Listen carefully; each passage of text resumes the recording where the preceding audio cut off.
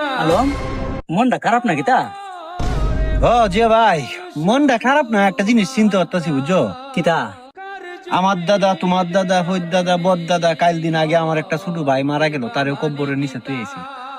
এরপর আমরা এই যে বড়াইগিরি বাহাদুরি করি, এরে মাইরে হেরে, হেরে মাইরে হেরে কাউনে চিন্তা করি।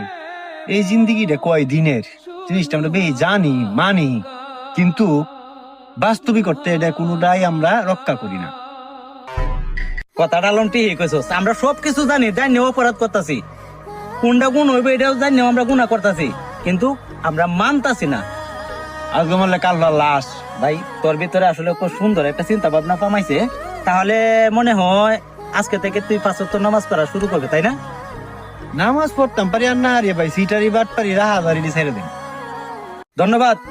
এরা হাজারি কামটা তুই সাতারস, তাহলে আল্লাহর নামে নমাজও কাতারবে তুই। ইনশাআল্লাহ দোয়া করো ভাই, দোয়া হ্যাঁ, করো। দোয়া করি। আসসালামু আলাইকুম।